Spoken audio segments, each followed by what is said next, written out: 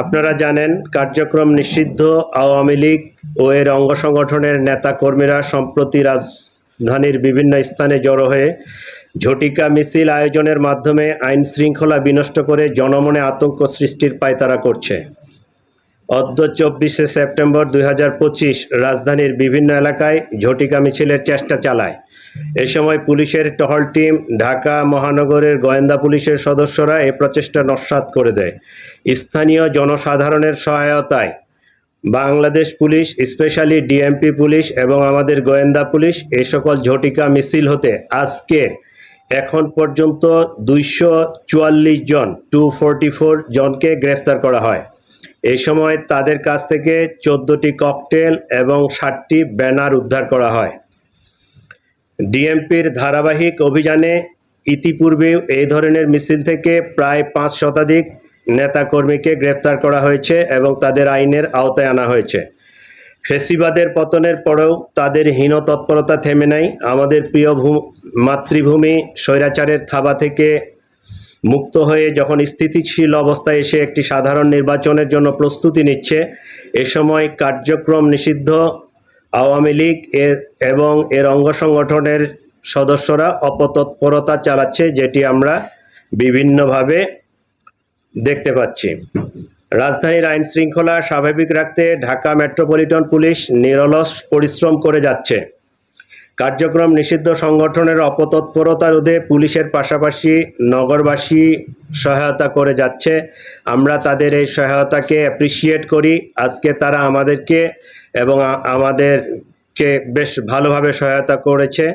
এই সহায়তা যেন ভবিষ্যতেও অব্যাহত থাকে, এই জন্য আমি তাদেরকে আমাদের পক্ষ থেকে, ডিএমপি পুলিশের পক্ষ থেকে উদাত্ত আহ্বান জানাচ্ছি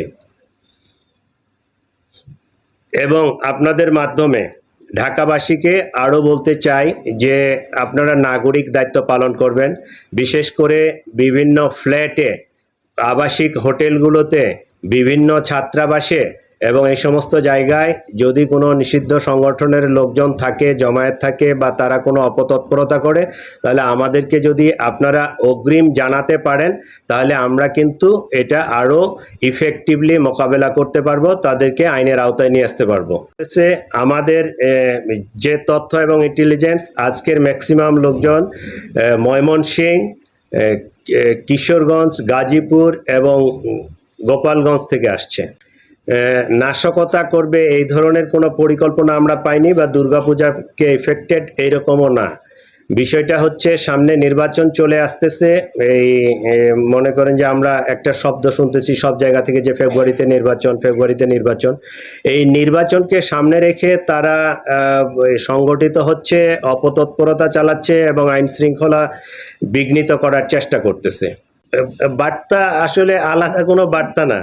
এটা প্রথম দিকে দেখছিলেন যে ওরা ভোরের দিকে, ভোর 5টা যখন রাস্তাঘাট ফাঁকা থাকতো এবং যে সমস্ত এলাকায় লোকজন থাকতো না, ওই সমস্ত এলাকায় মিছিল করলো 2-1টা। তারপরে দেখলাম আমরা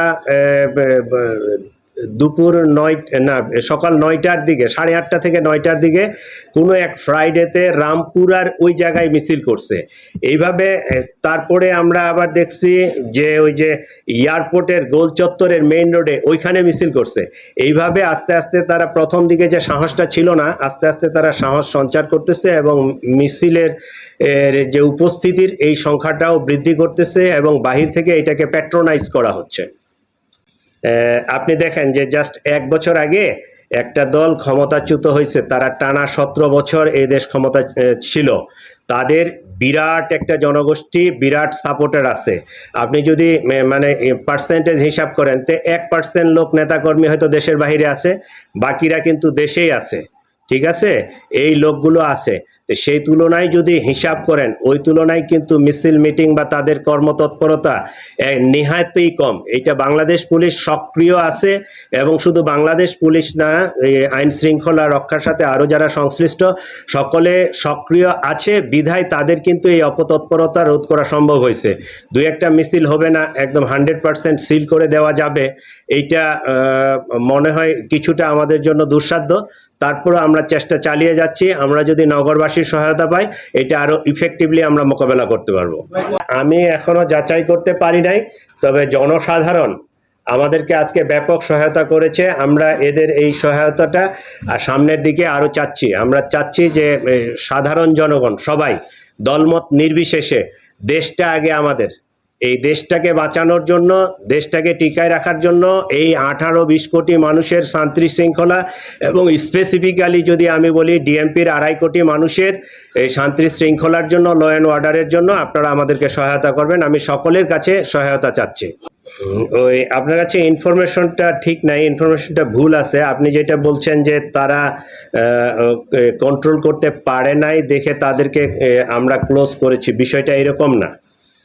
বিষয়টা ছিল তাদের দায়িত্বে আমরা অবহেলা পেয়েছি। আজকে যেমন একটা বড় ধরনের মিছিল, সেই দিনও গত ফ্রাইডে সম্ভবত, এটা আমার যতদূর মনে পড়ে, আমাদের কাছে ইন্টেল ছিল যে নামাজের পরে দুপুর 2টা থেকে 5টা 6টা পর্যন্ত যে কোনো জায়গায় বড় ধরনের মিছিল হবে। এই মিছিল কে টার্গেট করে আমাদের ডিপ্লয়মেন্ট ছিল এবং আমাদের নির্দেশনা ছিল যে মোবাইল পেট্রোলগুলো এবং অফিসারগুলো সকলেই মাঠে থাকবে। যদি খাওয়ার প্রয়োজন হয় বাই টার্ন 1 বাই 1 থানায় আসে, খেয়ে তারপর তারা চলে যাবে। কিন্তু ওইটা মনিটর করার জন্য আমাদের সিনিয়র অফিসার, ইভেন আমিও নিজেও মাঠে ছিলাম। আমি 3:30টার সময় ওই মোহাম্মদপুর থানায় গিয়া দেখি যে থানার সামনে 5টা পিকআপ, 5টা গাড়ি। যাই চেক করে দেখলাম ওসি থানায় আছে, জোনাল এসি আছে, ইন্সপেক্টর অপারেশন আছে, 2টা পেট্রোল গাড়ির টিম আছে। তারা এই যে সিনিয়র অফিসারের নির্দেশনা ভায়োলেশন করছে, তারা আদেশটা পালন করে নাই, সে কারণে তাদেরকে ডিএমপি সদর দপ্তরে ক্লোজ করা হয়েছে।